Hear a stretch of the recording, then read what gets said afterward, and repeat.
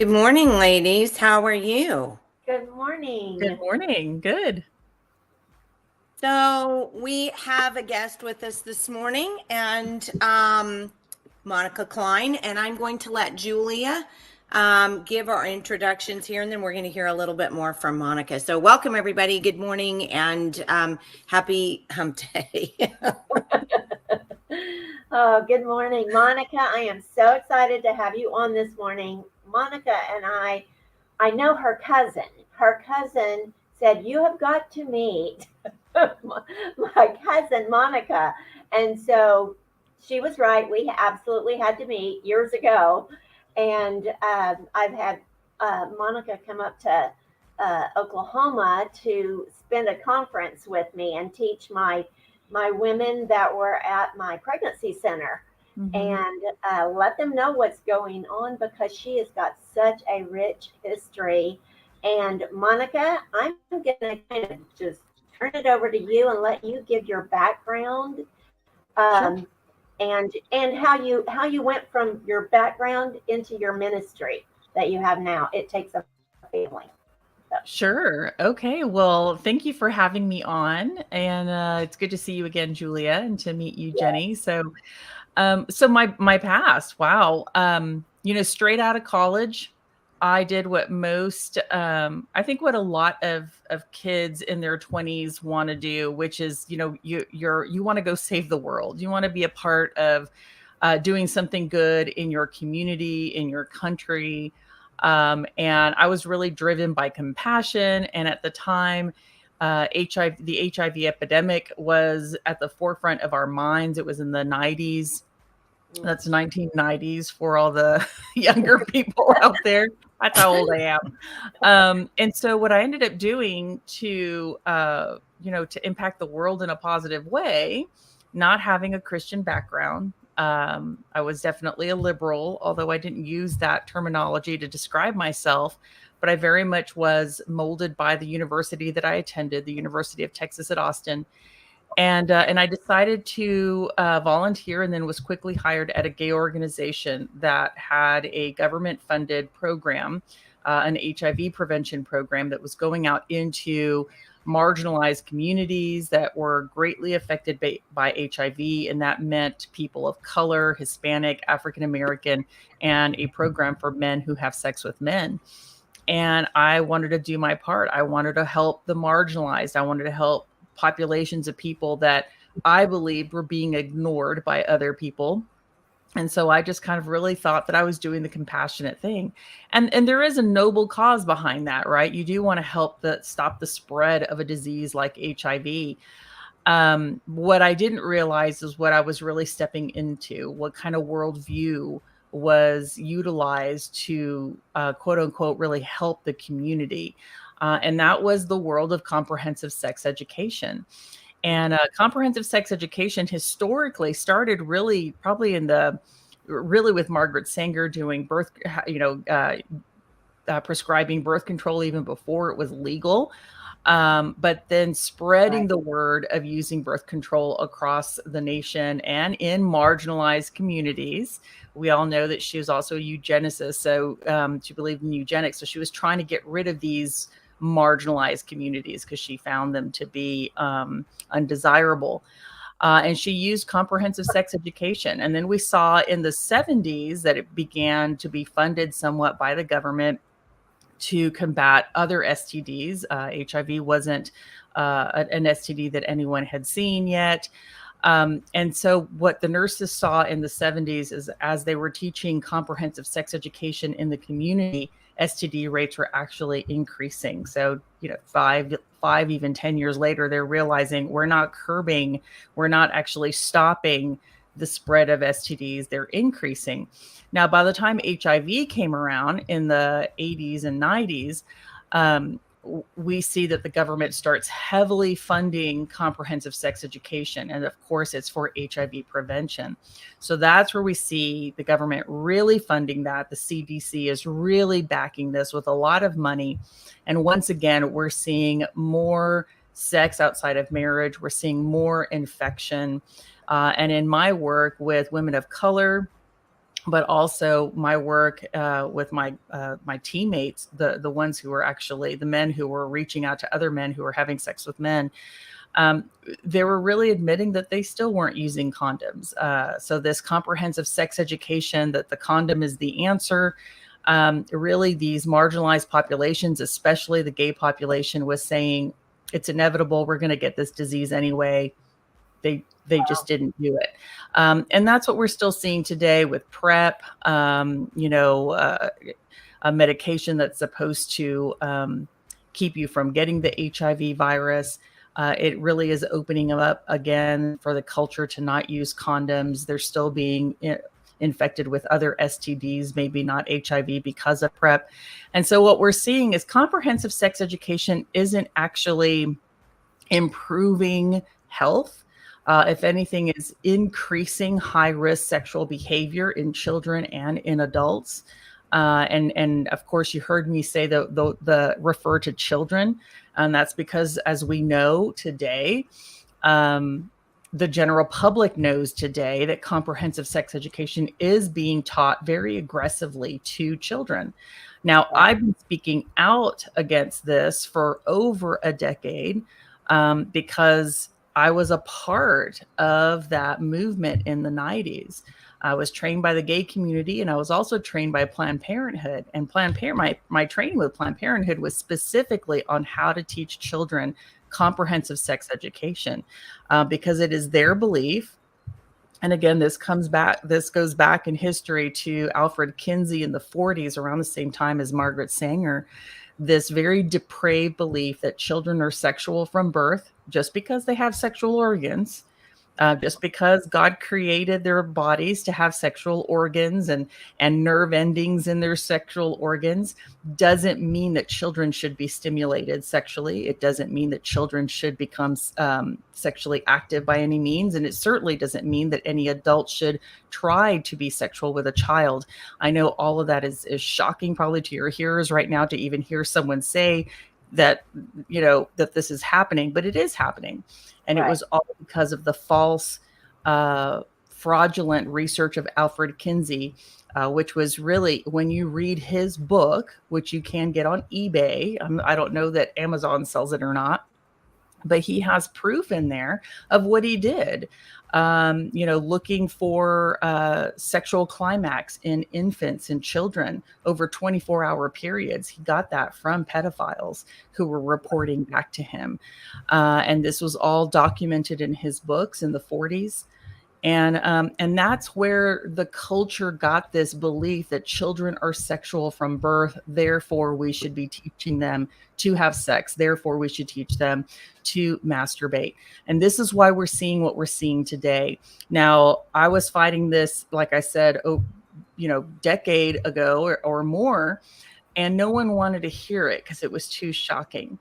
No one wanted to hear it because it was really concentrated in communities that were so impoverished that they were not going to tell or complain to the government or to anyone that it was happening.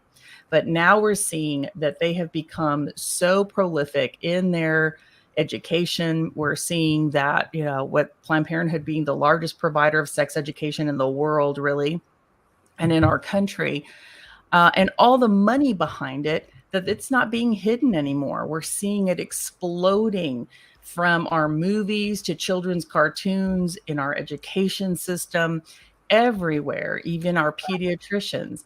And it's a cultural change away from our God-given principles.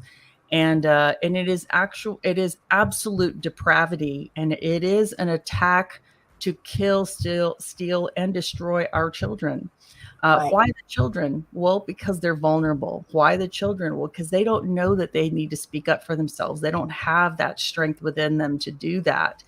Why the children? Because as one of the largest sex ed providers also is SECUS, their motto is actually sex education for social change. Why the children? Because when they can change the children, when they can change the values, beliefs, and behaviors of children, then they are changing the future generation and the future leaders of this country. And as what we're seeing is this kind of education absolutely destroys the emotional, mental, spiritual, and physical health of our children. And so really they are creating generations of children who are vulnerable, who are broken, who are fragmented, and they won't be able to lead in the future. But they will be much more easily controllable by an out-of-hand government, which we're seeing today is very much moving towards socialism and communism. And Right. so that's really, I'm kind of giving you a synopsis of all of that. Not necessarily my entire history in sex education, but I did do that for over 10 years until I became a Christian. And then God slowly started to take the scales off my eyes and help me to see that this education was actually harming the communities in the communities that I was wanting to help, the communities that I felt compassion towards. And that included the gay community, that included the transgender community. I saw them slowly destroy themselves. And so when I began to see that, I knew I couldn't be in that kind of work anymore. And I removed myself from that, and I started to blow the whistle, mainly with pro-life groups, because what people need to understand is that sex education is the marketing tool for abortion.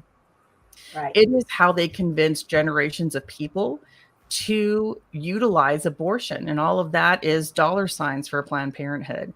If you were to look at Planned Parenthood's annual budget, every single year, you will see that most of their money, the number one line item of money spent is for medical services, which is their abortions. The second line item that they spend most of the money on is called education, which is their sex education.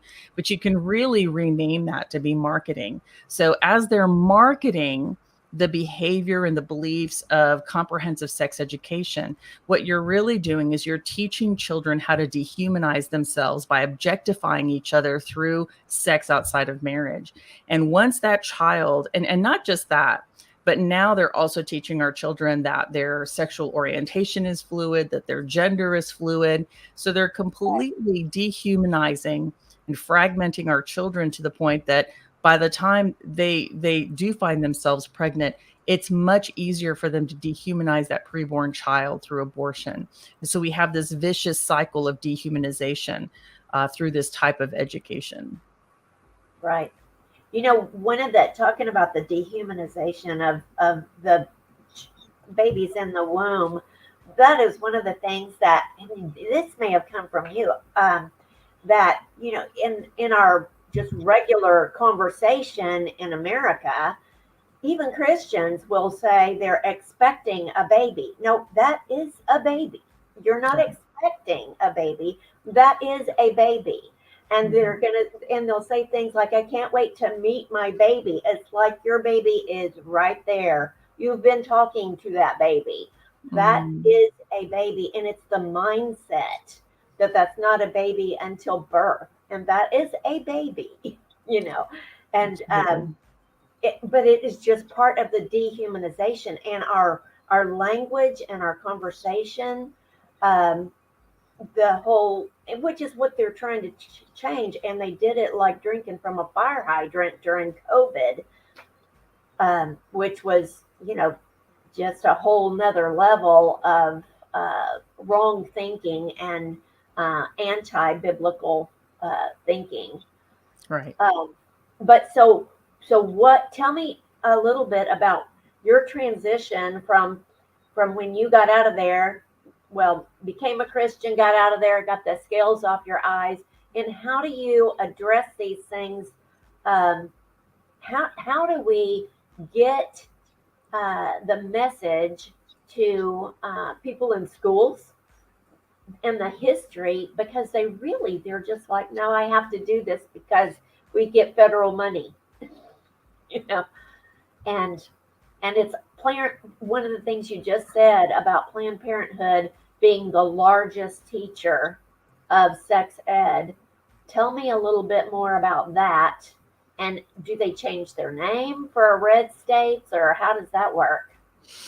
Um, well, it's not necessarily that they changed their name. You know, they are the largest provider of sex education. They get a lot of funding. SECUS also receives a lot of funding. Advocates for Youth has been funded by the CDC for many, many years. The CDC actually contracts with Advocates for Youth to inform them about adolescent health. Okay, so Advocates for Youth actually came out of Planned Parenthood, and so there's several organizations that have spawned from Planned Parenthood. So I call them the spawn. You know, these are the children, the spawn of Planned Parenthood.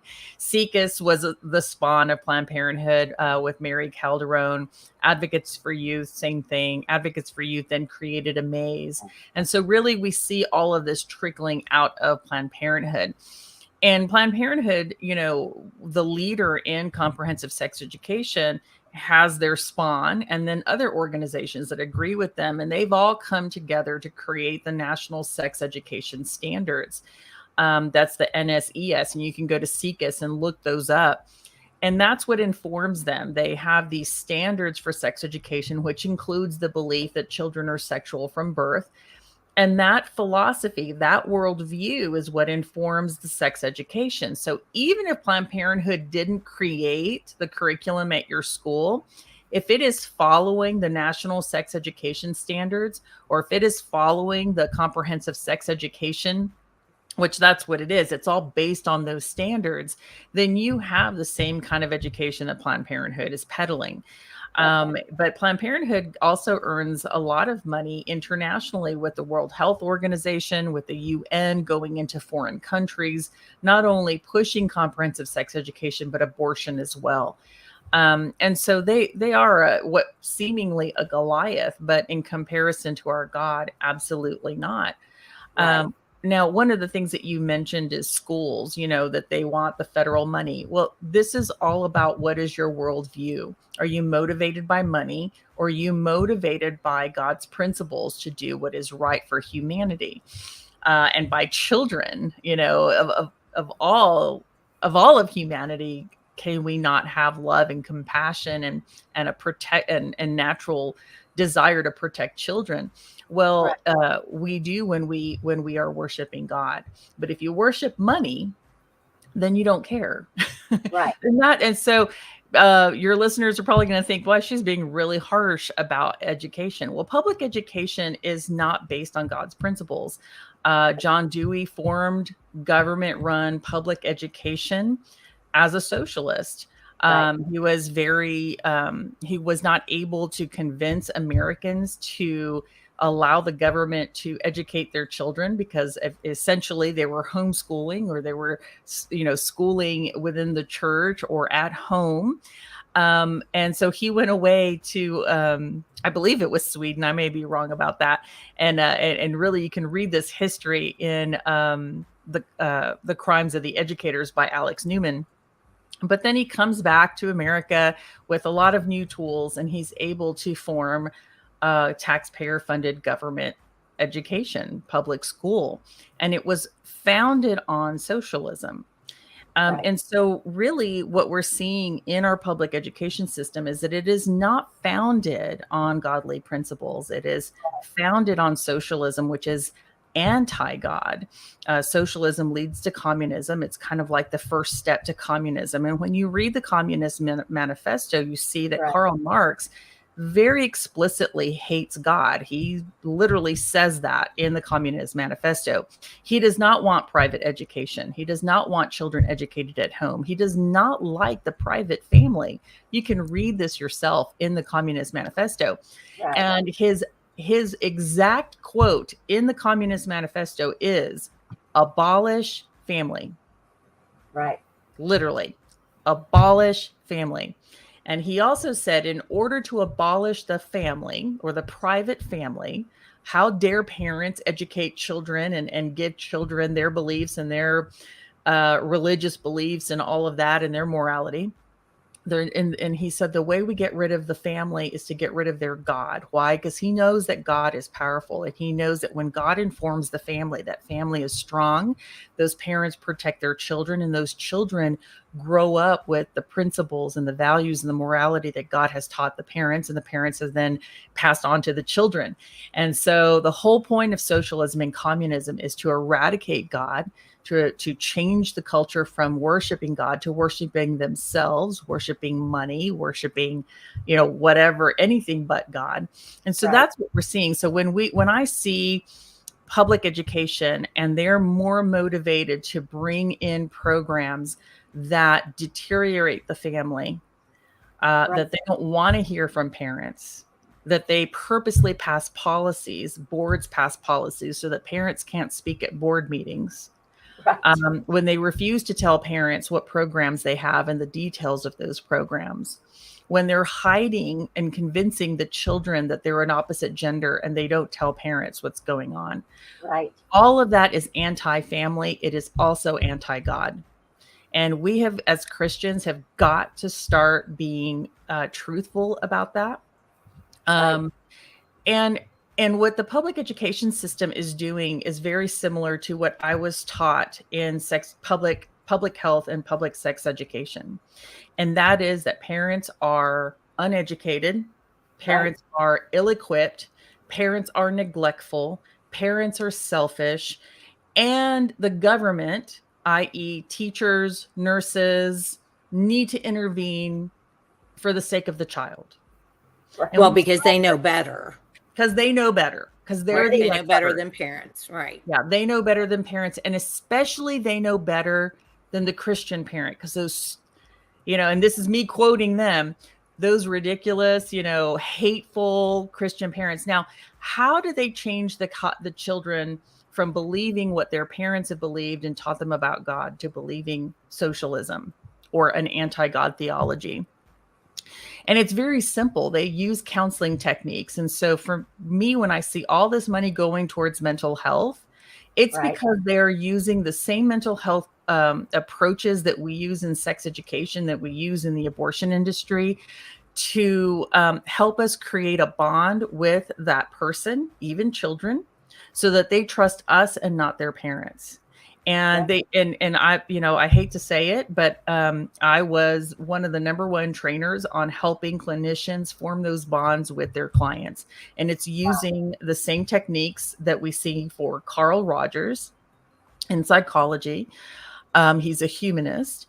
And he believed that, as a humanist, that all people are good, and that basically it's relativism.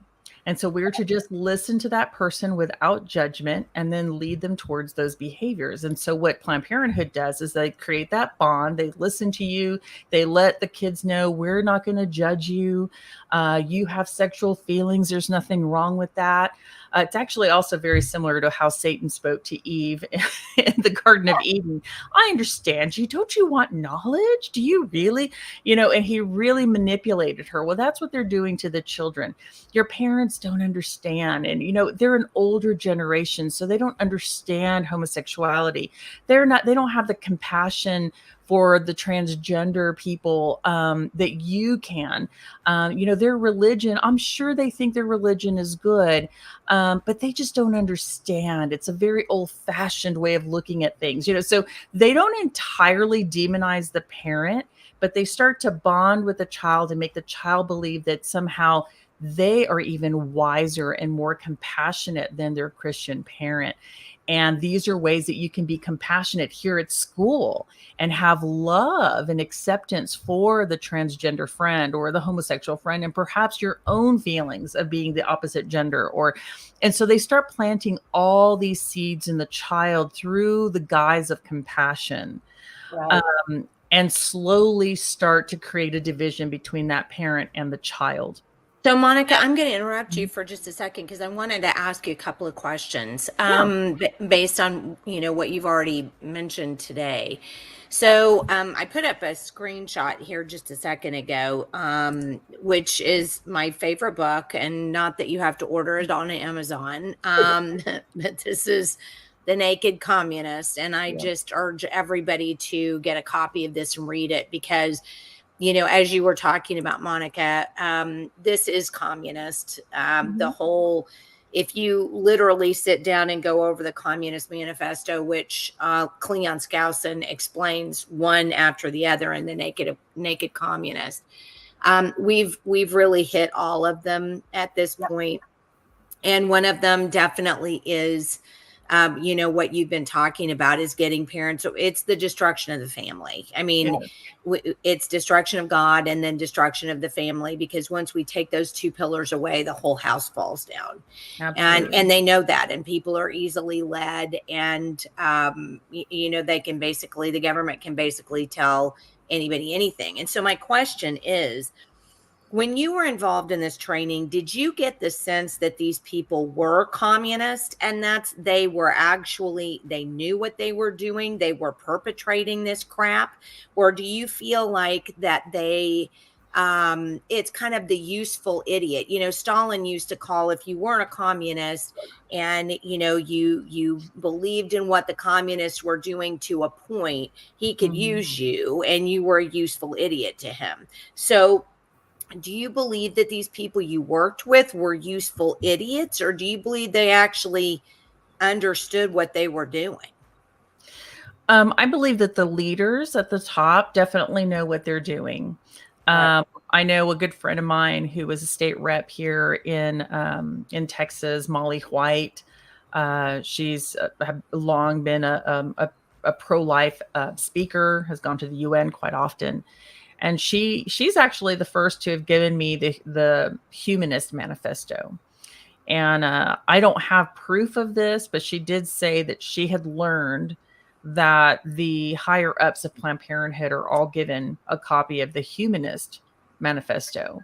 And that's very, and I would say that is their philosophy. Everything that I've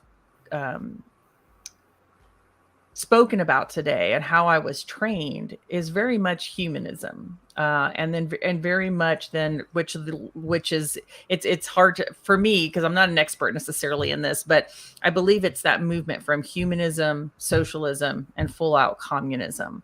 And so I would say that the leaders knew that, and I believe that philosophy and that worldview is being taught to the workers.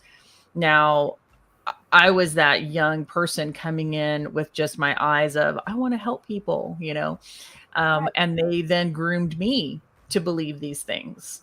One of the first things that they taught me about children, to me, sounded inappropriate. It sounded abusive to children, and that children really needed to be rescued from sexual activity because it sounded like they were being abused to me.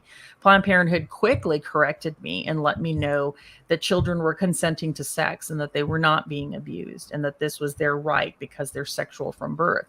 And so that was part of the grooming process, is to basically deconstruct me so that I don't believe children are being abused, but instead that they have a right to become sexually active, even if the parent doesn't agree with that. And because they don't agree with that, then we need to keep secrets from parents.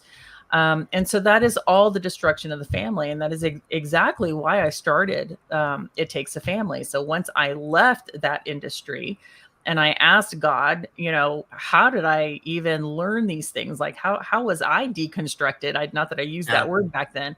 How did this happen? And he started to show me. He showed me about Alfred Kinsey.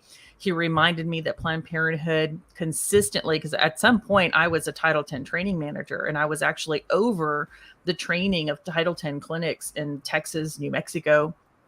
And explain Title X. Title X is family planning money. And so that's government money coming from it's federal money coming from Office of Population Affairs. It's assigned to each state, and then those state health departments disperse it to clinics around their state, usually the federally qualified health clinics.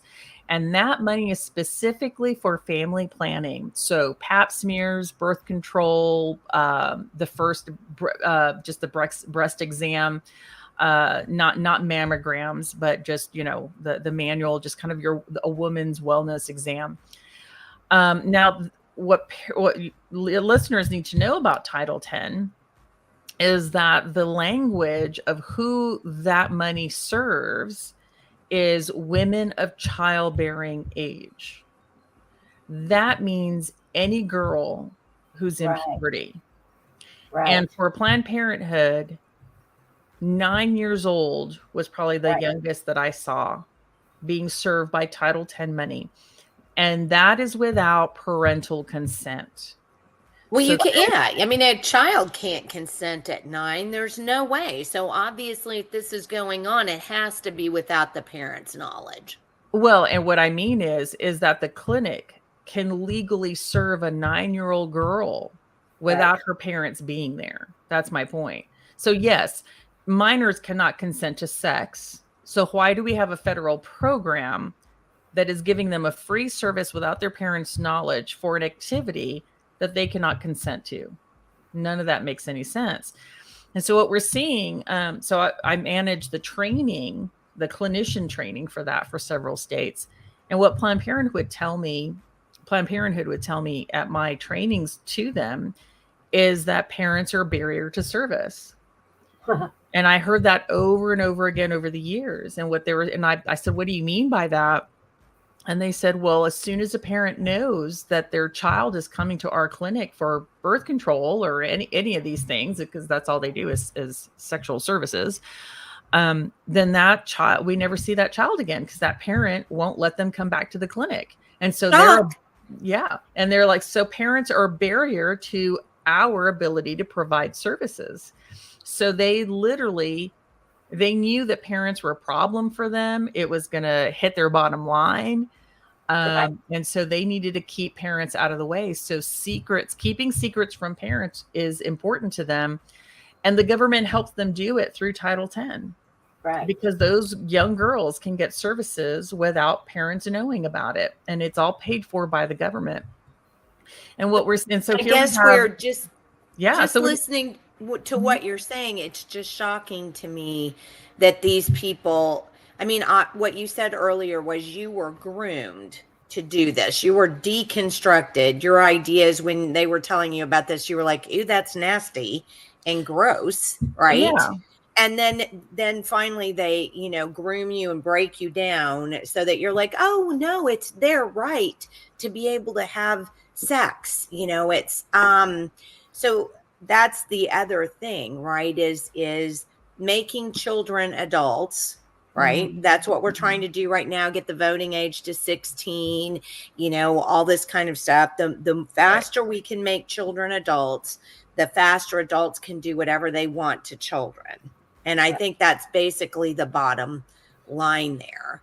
And it just shocks me that these people, when they know that parents are a barrier to services, I don't know how they can't possibly know what they're doing. I mean, they're obviously doing something wrong. They know they're doing something wrong, or parents would be in a conversation with a 9-year-old child. Right. Right. Well, and if I have this article from the FBI off their website about what predators do in order to groom a child for sex. And if you were to put that list next to how comprehensive sex education grooms a child, it's identical. And I talk about this on the Mind Polluters. If you haven't watched that film, go to fearlessfeatures.org and watch the Mind Polluters, where you can see a comprehensive film on comprehensive sex education, social emotional learning, which is mental health in the schools. But basically it's, gain the trust of the child, begin to slowly break down their inhibitions to talk about sex by showing them pictures, having conversations. Once they're comfortable, you move them towards sexual activity. And that's the end goal of the predator. And for Planned Parenthood and comprehensive sex education and abortion industry, it's once they're sexually active, then you want to keep them on that cycle of getting tested and treated for diseases, getting abortions, coming back for more birth control. And it creates this cycle that allows that child to now grow up and be dependent on their services. In addition to that, we now have, we're now seeing that Planned Parenthood is also offering gender affirming care, which is really giving children chemicals to castrate themselves, to change their bodies permanently, to stunt their growth, because that's what it does, puberty blockers and all of that. plus the referrals. So you're seeing that, and that's the vicious cycle that we see in children. Yeah, that's the trailer for the movie. Yeah, I wanted to make sure I got this out there because this looks It's a like great something. way. Yeah, I mean, you don't hear just me on here. You hear lots of people. And what's amazing is the speakers on this film are not people who learned about comprehensive sex education and they want to tell you about it, or they learned about social emotional learning and they want to tell you about it. No, these are people who actually experienced it as a teacher, as a lawyer, as me, a comprehensive sex educator, as a nurse, an STD nurse. We have a human trafficking, a person who actually tracks down traffickers and rescues children. And you see Alex Newman there talking about the crimes of the educators. So you are actually hearing people who have had their hands in this and have discovered all these things. You see Ken Ham talking about the Christian worldview. And so it's packed with amazing information. It's not hearsay, but it's actual people who have experienced this and are working in this. And so it's a great film to show your community. So let me ask you this: how do we? I mean, I can go back and collect it, but how do we get this? How do you find this to see it? Oh, just right there at the that you're on IMDb. Yeah, IMDb. This is right. Just the go teaser to for it. You would want to go to fearlessfeatures.org. Okay. Fearlessfeatures.org, and you will see that they have several movies. They're about to come out with Dysphoria. I'm in that film as well, a very small part, just amazing people in that film to talk about dysphoria. Yeah, there we go. To talk about, what's happening with the transgender movement and how it's affecting children and families. In Wood Drive, it's actually about Klopfer. If y'all remember him, he's the abortionist in Indiana who died. And after dying, his children going through his house, and he had junked cars in his yard.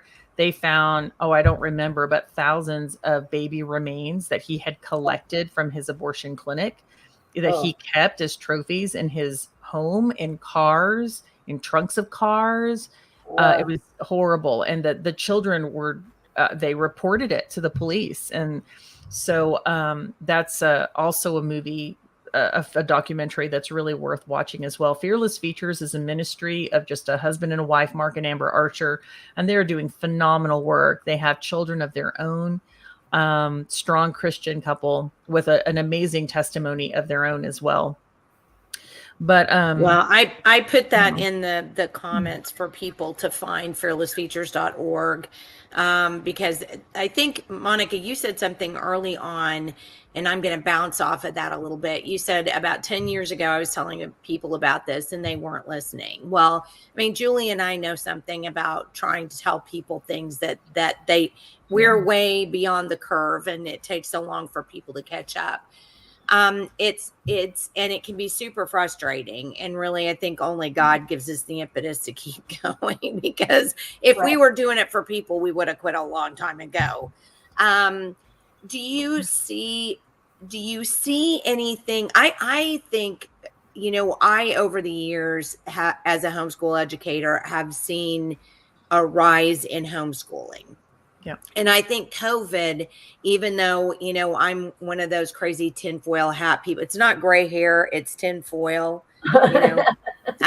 even though I'm one of those crazy tinfoil hat people that believes that, there was a specific reason for COVID, and it was for those in charge to find out how far we were going to actually follow the government and do what they suggested. But beyond that, I think during COVID, people woke up on a large scale as to what was going on in our public schools for certain, but also kind of the scales started falling off the eyes of I think a lot of people over a lot of different things. Do you feel like that we're coming to a point in time where people are going, are you kidding me? This is really going on in schools? I mean, do you think we're there yet, or do you think we've still got a ways to go? We still have a ways to go. We have a lot of families that don't agree with what's happening, but yet they how do I say this? they want to believe that they're protecting their own children. Right. And so they leave them in public schools. And although they see the problems, they don't want to speak out because they want to still have that small community where we're all going to homecoming, and we're all going to prom Yeah, sports and is the killer. yeah, exactly. So we I love the want my kid to play football. football. Yeah. Yeah, just all these things. And so people don't want to rock the boat because they don't want to let go of that feel good. What I think is what we had historically was this feel good, all American public school, eating a pickle and popcorn and watching the football game and cheering and and I miss that too. Well, I miss and that they've too. been, what John Dewey wanted to do all along was make the school the center of every community. He has been very successful at doing that. Ask any real estate person, what is the first thing people want? A strong school. And every single community sells that they have a strong school. I'll tell you right now, every public school has these various ideologies in it. Right. Every single one. Why? Because it's all coming from the national government. Right. It brings a lot of money. Right. It is in every school. Every teacher uses social emotional learning in their class. Every teacher is asking your children about their feelings. It is happening. If my opinion is that if I were to look at an environment and I recognize that it's unhealthy, that they are abusing my child by psychologically manipulating him, right, then I am going to remove him from the unhealthy environment. Right. Public schools are an unhealthy environment. Right. And even that attitude, even wanting to do that makes you the outcast in your own community, even with Christians. Yeah. Even with Christians. It's true. And right. So, Monica, I want to jump to something. I'm going to pull into the stream. This is a PowerPoint presentation that I made to the House Education Committee, had an interim study on sex education in public schools and whether it worked or not. And I was just going to flip through a couple of these slides because we found exactly what you found, that in Oklahoma, the stats of teen birth rates may be going down, but what's going up is 2 times the state rate is HIV, 4.2 times the state rate is chlamydia, 2.5 times the state rate. This is all in 15 to 19-year-olds, by the way, who are in public school, is gonorrhea. Syphilis, 2.9 times the state rate in 15 to 19 age kids in Oklahoma. So we have, you mentioned it, and this is part of the reason why I'm bringing this up. You said that Planned Parenthood were the ones that were, pushing this. So how consent is all about communicating about what you like or don't. Planned Parenthood pushes all of this consent, and they talk about abstinence, because the original thing was that I think in every school, wasn't it, Monica, that they were selling this to parents on, well, we're going to keep the teen pregnancy rate down. Right. So they've gotten the teen pregnancy rate down, but they have caused it by preaching against or preaching abstinence. They're also preaching other stuff like oral and anal sex and all of this. So the kids are actually spreading STDs through oral and anal sex and anything else they can do besides penetration sex. So, and parents don't understand that that's kind of what they're being taught. And we use PrEP in Oklahoma. You talked about PrEP, and you might even talk a little bit about PrEP, because this is we use personal responsibility education program, and there are 4 different ones that we use in Oklahoma, and they're all completely doing nothing but teaching kids how to have other forms of sex. Yeah, there's not. I'm not surprised by that. Planned Parenthood, as you just saw from those slides, excellent slides. For them, there is no abstinence from sex. Right. If you notice, so their definition of abstinence is avoiding vaginal penetration. So, but Right. oral is still penetration. If you're having it with a male, anal is also still penetration. So they're basically saying abstinence is avoiding vaginal penetration in order to curb the pregnancy rates. All of that, like you said, is still spreading disease. It's still dehumanizing the child. Most kids don't even like those things. As I was teaching teenagers, this is part of my testimony of why I left. The teenagers didn't know they didn't have to have anal or oral sex or sex at all. I had a story. Wow. I had a story. Yeah, I had a story, or I do have a story of a 13-year-old girl. I was invited by Planned Parenthood. They said, we don't have time to go teach sex ed to this class. Can you fill in for us? And it was at an alternative school. And these were children, high-risk children, because they'd been kicked out of all these other schools. So this was their last chance to get an education. They were about 13 years old, and it was a co-ed class, boys and girls. So I just want you to imagine what a 13-year-old looks like. It's a child. It's a young child. And so I went in there doing sex education like I normally would, which was writing the different forms of sex on the board, a whiteboard, along with the bodily fluids that transmit disease.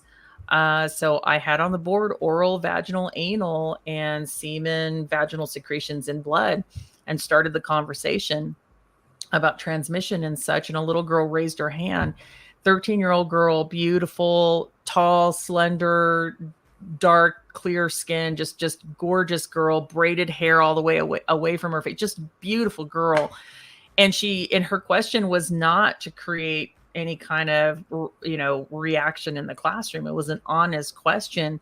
And honestly, no one even reacted to her question because it was so commonplace for them. And she said, ma'am, and I'll clean up her language just because of your viewers, but it's still graphic. She said, ma'am, when I'm involved in this activity with boys, I gag. Can you teach me how to do it better? So she actually explained what she was doing in the terms, and I just cleaned that up for you guys. But it shocked me when I'll admit, it still kind of shocked me because I have a little girl in front of me asking me about a technique. I'm like, what? But I wanted her to understand what she had just asked me, because what she wasn't saying is that she didn't like it. Right. She didn't like it. And instead of saying, I don't want to do it, she's asking me for technique, or something. And so I repeated the question to her so she could fully hear and understand what she had said. And so I said, it sounds like when you're in this activity, you react this way. And it sounds like you don't like that reaction. You don't like this happening. She said, that's right. I don't like it. But maybe if you teach me how to do it better, I can start liking to do it. And I said, well, let's start there. I told the whole class, I said, guys, have you ever thought about just not doing the activity that you don't like to do? And at that moment, every child stood up, just sat up in their chair and gave me their full attention, because I had said something to them that really resonated. Wow. And I caught it. I realized it. And I said, guys, do you realize that you don't have to have oral sex? You don't have to have vaginal sex, and you don't have to have anal sex. And if you don't, and I pointed at the board behind me, if you don't, you'll never be in contact with semen, vaginal secretions, or blood from another person. And if you don't, you'll never get a disease, and you will not get pregnant.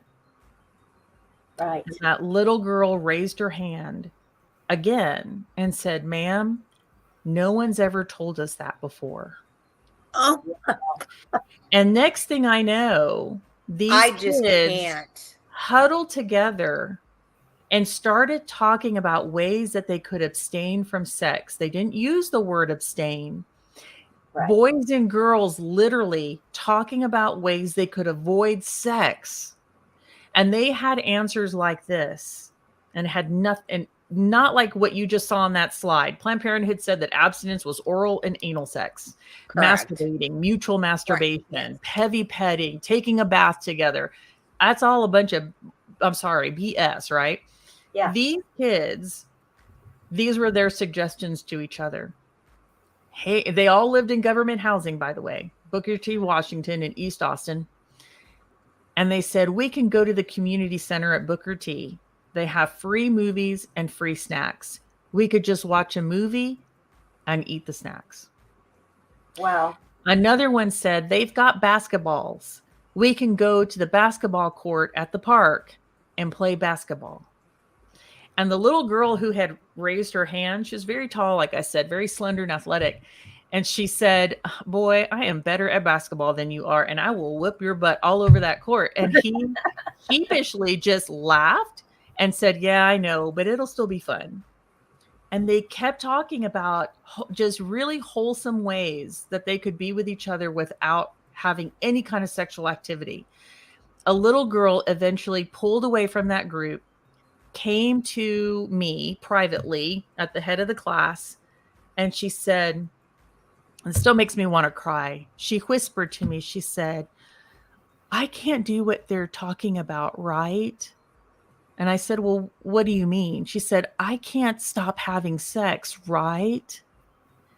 I said, well, why not? And she said, because I've already had sex and all the boys expect it from me. So now I can't say no. Oh, no. But she was saying, right? She was really wanting to hear me tell her that that was not true. And of course I told her that. I said, that's absolutely not true. I said, you can stop right now. I said, honey, you don't have to have sex ever again in your life if you don't want to, or you can just wait until you get married. But no one has the right to tell you that you have to be sexually active. Monica, you She have smiled completely and- grossed me out. Oh my God. She smiled, ran back to the group of kids, and started talking about ways that they could abstain from sex. Now, I'll admit, I was still a sex educator. At that moment, even though I was pretty proud of myself for like, hey, these kids don't want to have sex. Let's encourage them not to.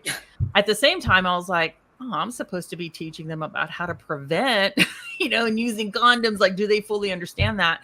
But at the same time, this was what they needed. This is exactly what they needed. They wanted to abstain. They're doing it because the authority is telling them to do it. Children are becoming more sexually active by going through comprehensive sex education, because that's the expectation of comprehensive sex education. Jenny and Julia, if I say, get all of your friends, come over to my house, and I'm going to teach you how to make a chocolate mousse cake. I'm there. And I'm going to spend an hour talking about all the flour, the chocolate, the mousse, how to bake it, the ganache on top. We're going to go about all the details. I'll even teach you about how to cut it, how to serve it. What's my expectation of you and your friends after that 1 hour time together? I can make a cake.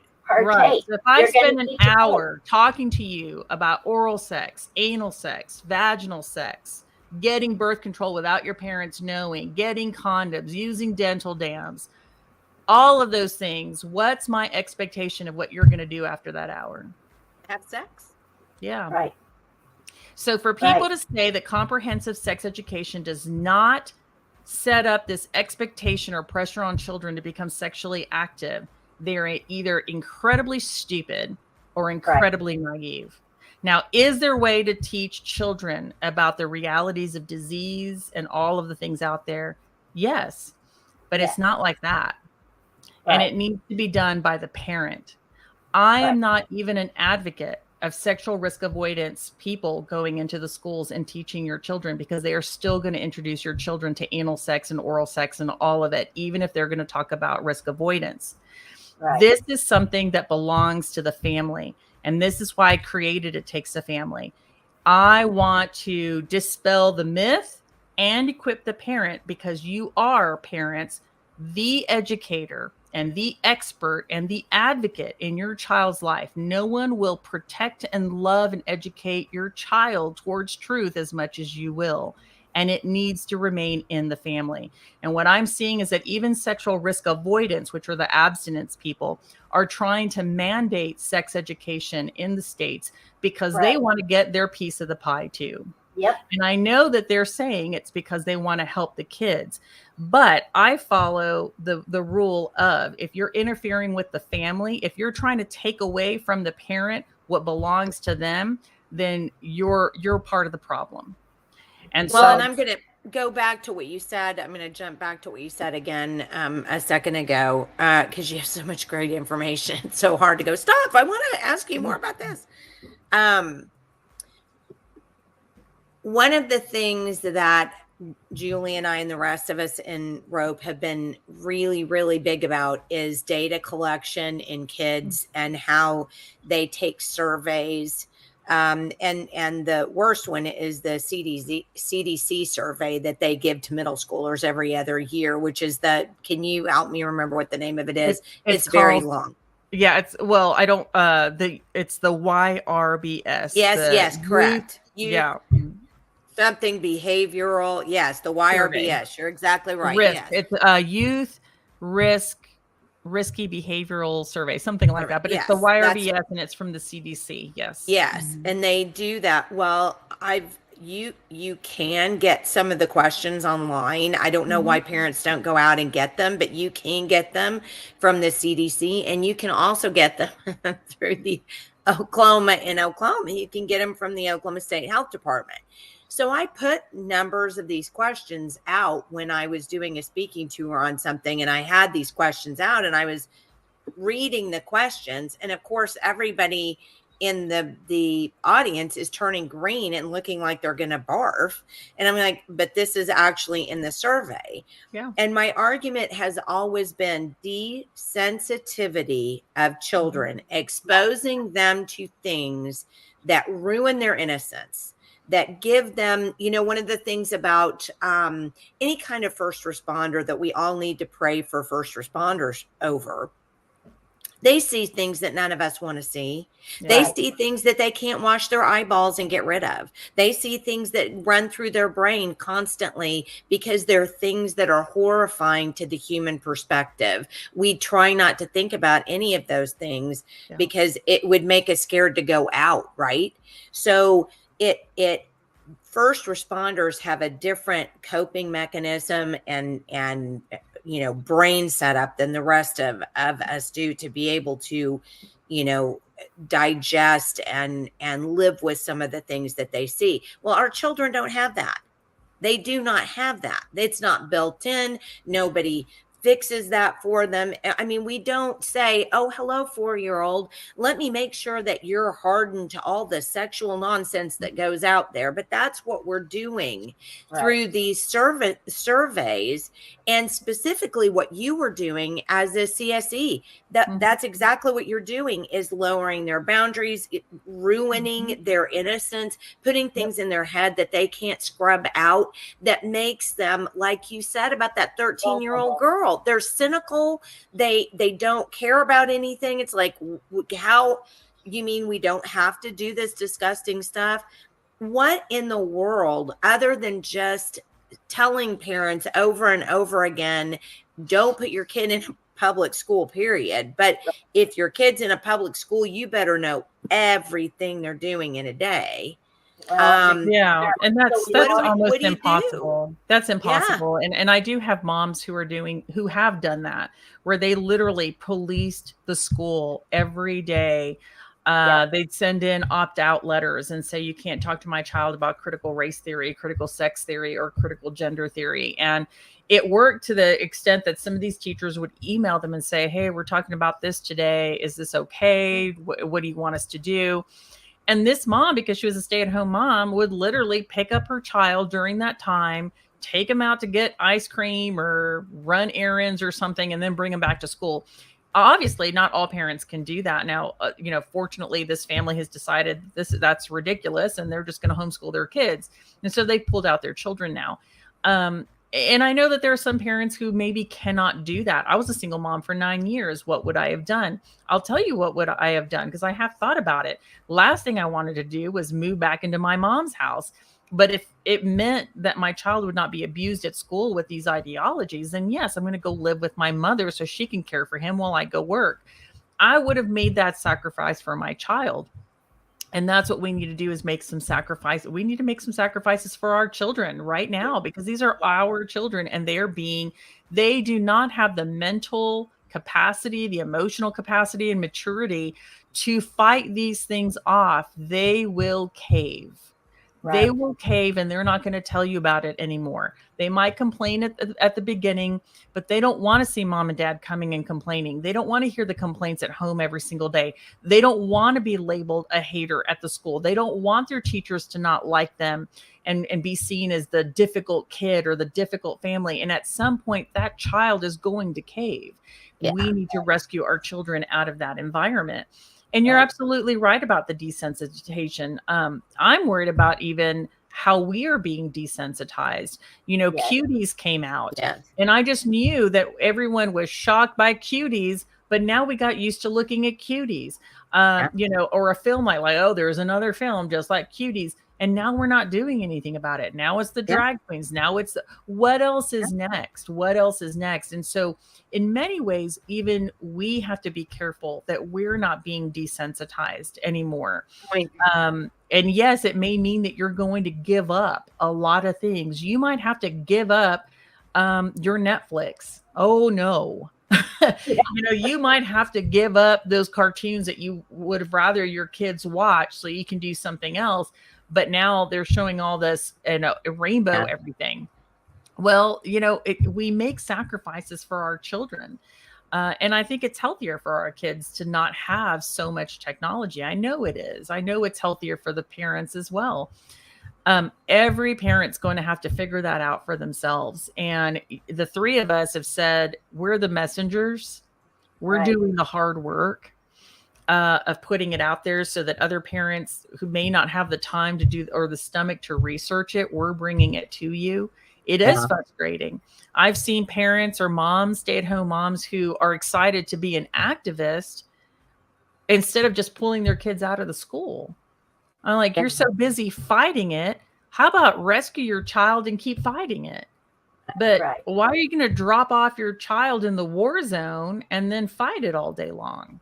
That's just, no, you protect your child. You protect the vulnerable. So I know I'm saying some things that are probably going to challenge people and make them upset and get them angry. But well, I'd rather you be angry at me that I'm encouraging you to take your child out of an unhealthy, very dangerous environment than be angry at me for sexualizing your child. What, so be mad at me for telling you something good, but at least I'm not sexualizing your child. And what's interesting is, I was desensitized for many years. When Planned Parenthood, they did groom me. I said, they told me all of these horror stories of 9-year-old girls coming in. It was horrible. All the things they told me about what they were finding in these children in their clinic. And my first comment was, you've convinced me. How do I help protect kids from having sex and being involved in these activities? How do you help me do that? And they immediately corrected me and said, no, dear, they're consenting. This is what they want. We're just going to teach them how to do it safer. That is their worldview. That is not protecting children. That is putting our children on the altar for Satan to do his will upon our children. And so this is an absolute battle. It is a spiritual battle, but it's also a battle that we actually can tangibly go and remove our child from that environment. And I'm encouraging you to do that now. It's totally up to you. But I have friends who have decided to sell their home and buy a less expensive home so that they could afford bringing the kids home and mom not working. I've got parents who have sold their second car and live off of one car. Is it a horrible, terrible sacrifice and adjustment? It was, but they were really grateful to protect their kids because they just saw the schools deteriorating more and more every year, and watching their their children's friends becoming more and more depressed because of what they were being exposed to. We had Sam Sorbo on our show several weeks ago, and she said something that Julia and I just kind of went crazy over. She said, you put these lists, in pros and cons, right? So you make pros and cons lists. Well, there's a pro to staying home. Here's a pro to going to public school, right? But she said it's not a pro and con list. It's a priority list. Is your priority public school or your kid? Right. Where's the priority? Is it the second car or is it your kid? And schools are actually talking about sending messages. Your schools actually, since COVID, are locking parents out. Yeah. And, parents have to jump through hoops to be able to be allowed. One of our board members, Michael, he's got kids that their parents can't come in the school to have lunch with their child. Mm-hmm. That is telling the children that your parents are the ones that are dangerous. We had a mom fight that at our school, and she really showed the superintendent that they were violating their rights. There wasn't an issue with COVID, and they were able to rectify that. But the very fact that institution is basically taking away your right to your child tells me that it's not a safe institution. It tells me that those leaders are not safe. That's what it tells me. I call it kidnapping. I don't know how you don't call it kidnapping. If they go in and you can't get them out, it's kidnapping. Yeah.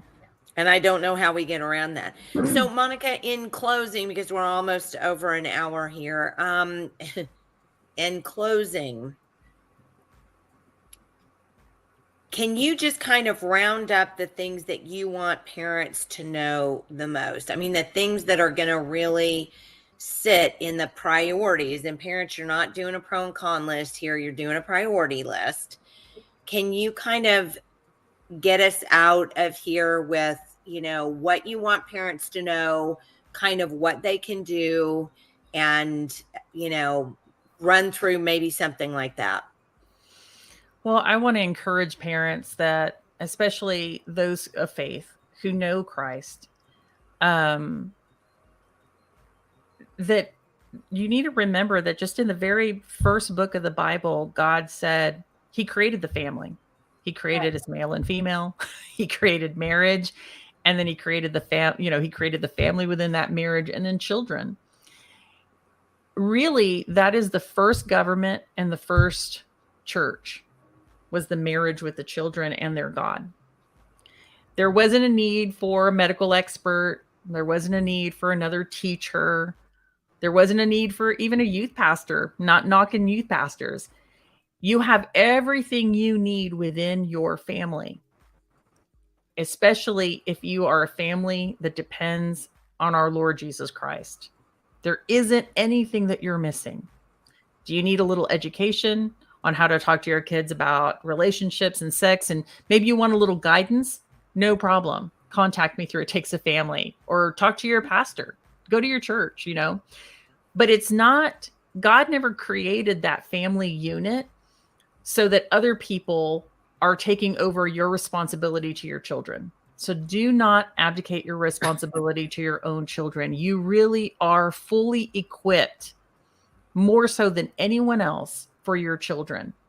Perhaps you've adopted children. Perhaps you're a grandparent who's raising your children. God knows what is going on in your circumstances. And if he has placed those children in your care, then know that you are fully equipped and that God is equipping you to do all that you need for that child. There are options. If you're wanting to get out of public school, I highly recommend Public School Exit. I think it's .org.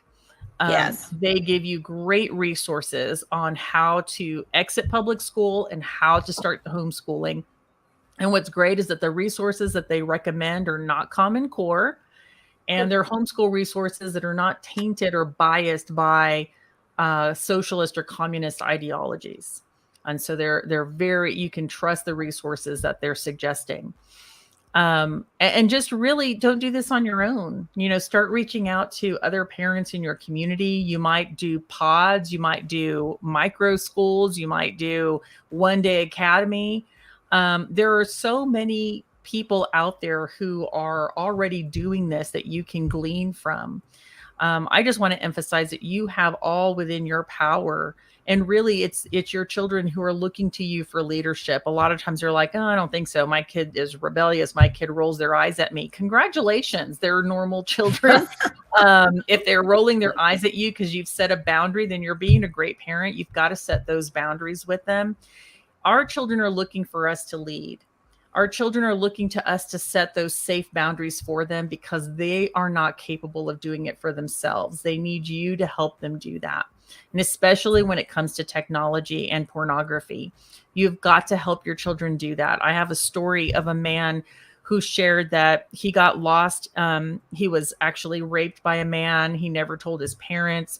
That then started this horrible cycle of him having sex with men, meeting them online. He was destroying himself. He admitted he was now a grown man, but he admitted he had no control. He was raped. He was being abused, but for whatever reason, he was still involved in all of it. And he was looking at pornography. And he said, now he's a grown man writing this article. And he said, when I was just a teenager and I was sitting in front of my computer, all I wanted and desired was for my father to walk in and catch me and make it stop because I couldn't do it myself. Wow. He needed his dad to be nosy. He needed his dad to get on his computer or get rid of it. He needed his dad to be a dad, to find out what was going on in his son's life and to make it stop. That was his greatest desire. And so parents, there's this cultural belief in the worldly culture says that children should have privacy in the home. They should have private phones, private this. There is no privacy when it comes to parents and their children. No. There were simple things, of course, when they're changing their clothes, whatever, the common sense stuff, but they need you. They need you to be the leader that you are their leader, and they need you to be doing that to help save them. They are not capable of doing it for themselves. They need you to do it for them. And so I just want to encourage parents to do this. And then not only, I think that's the first step, is lead at home. This is what I say with It Takes a Family. I want you to be equipped to lead at home, lead in your community through your church, maybe as homeschooling, whatever that looks like in your community, and leading through policy. And so we need to make sure that people, that we are creating strong policies that are holding schools accountable. The only way that a superintendent or a school or a teacher or a school board will not be doing these horrible things to our children is if they lose their money, their job, their teacher certification, their retirement, or they go to jail. It needs to hurt. Right. It needs to hurt. They need to be punished for what they're doing. And we need policies that will make that happen. We already have God-given rights as parents to be the leaders and educators of our children. Now we need to fight and make sure that those policies are punishing those who are trying to interfere with family. Amen. I think that's well said. And I think, what you've said today has been, sadly, we already were aware of this. It's just horrifying. The story you told, though, about the 13-year-old girl and that I don't have to have sex. I think, I think we're going to take that snippet out and show it everywhere because it bothers me so much, especially when that goes right. It dovetails right in with the presentation, the research that I did for that presentation that I did to the House Education Committee. I don't know why parents aren't getting it, but I think the one thing we do have to do and continue to do is just pray for parents, pray that the scales fall off of their eyes, pray for, Jesus to lead these people, to see what's going on. And, beyond that, to awaken the church, because if we had strong churches who were taking charge of education in their educating their own children, the children in their congregation, Right. and parents had a place to go to do that, we would be dealing with so few of the problems that we're having right now. But our churches have gone night night, Yeah. and I I've don't said, know. I've said for years that the only solution to this problem is a mass exodus from public schools. They need to lose their funding. They need to collapse. It needs to collapse. Yeah, we need to boycott the public school. Yeah, just get out of it altogether. But and here's make the it go under. problem, Monica. How do you boycott the public schools when you have the Oklahoma legislature giving the largest investment in public education of my tax dollars that we've ever had? Every year they complain about public schools and then just carte blanche hand them, the biggest pie of the biggest part of the monetary pie of the budget. It's just ridiculous. I mean, it's I don't know how you get there. I don't know how you boycott public schools if the legislature is just going to continue to, overfund these places. So, Yeah, I guess two things is the government and the public schools are doing, I don't know how to say this. They're doing what the church has failed to do to an extent. Yes. And Meaning the schools are socialist. So, so they're really providing all these services. Children are hungry. Children need clothes. Children need mentors. Children need mental health. Children, oh my gosh. So all these social services, right? And nature abhors a vacuum. The schools love it because they're getting tons and tons of money for all of this. Yeah, lots of But people really, it's the community should be providing this, and the church. The scripture tells us that we are to serve the widows and the orphans. When you look at the definition, it is for widow and orphan, because I kind of wanted to see what it meant in the Greek, and it was the same thing. It was to be without a man, to be without a husband, to be without a father. And so to me, it even meant the single mother. Maybe her husband didn't die, but the man is not there doing what he has been created to do. That's another thing. And so we need these families to start, we need to be praying that our families will be intact. We need to be praying that God will equips us as the parents that we need to be. But we also need to be praying that churches are doing what they were created to be as well, and to serve the community instead of abdicating as well to the school that feeds the children and the school that clothes the children or provides them with counseling, when we could be providing biblical counseling from the church. And so we need to start serving from the church as well and speaking out against evil. It's not quit being worried about politics all the time while our children are dying. We need to speak against evil, and not just against evil, but we need to be preaching the goodness of Christ and helping and strengthening our families with their full submission to Christ within their family. And so there's so much that I know that we all need to do.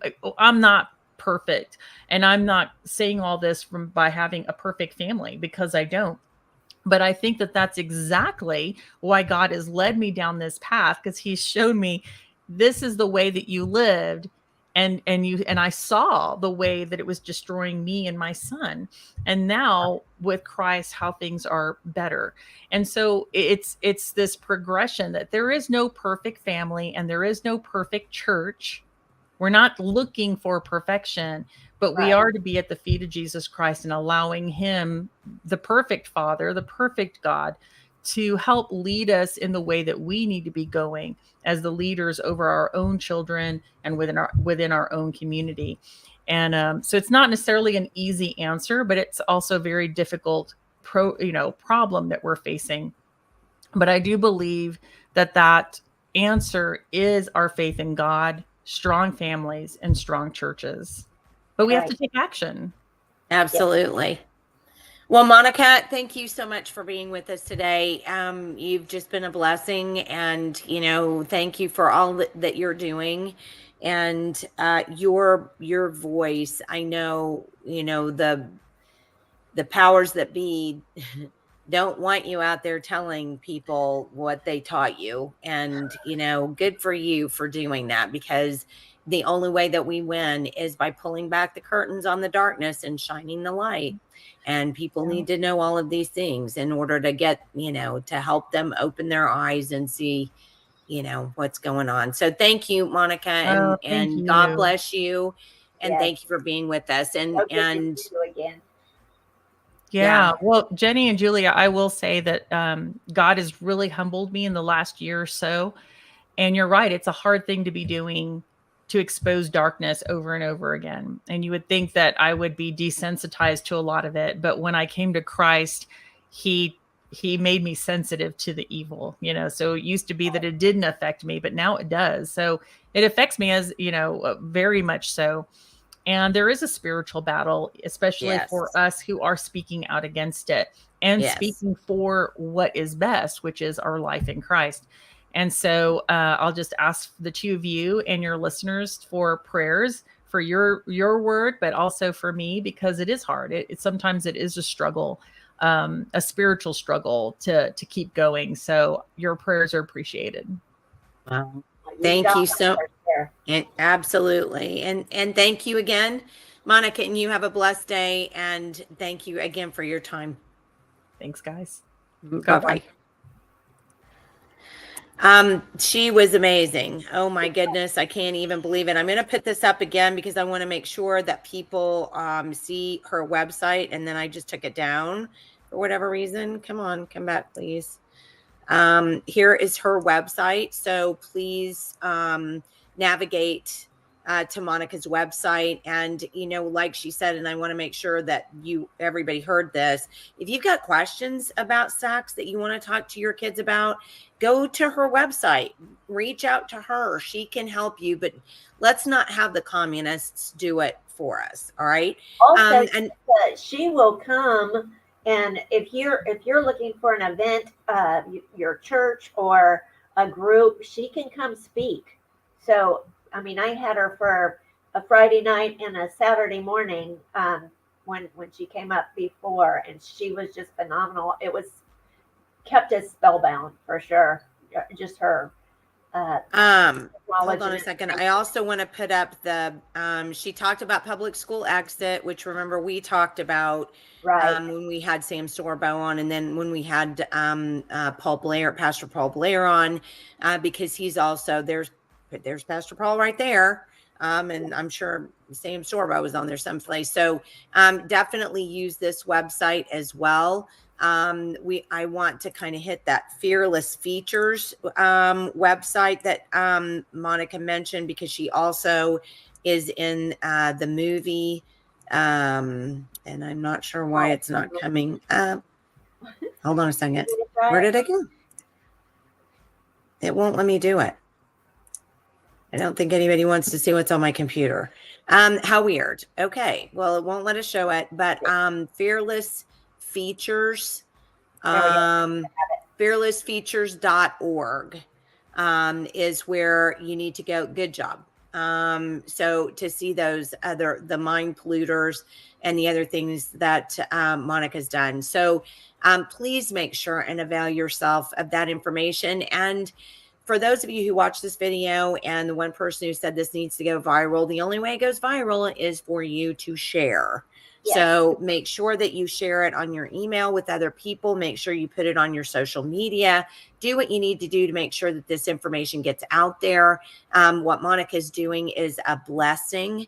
And it gives me goosebumps, because you just know God's working through her to get this evil, disgusting nonsense away from children. And remember to pray for Monica and for all of us that are on the front lines, for the Moms for Liberty group and all of those, all of the ones that are on the front lines. We need prayer.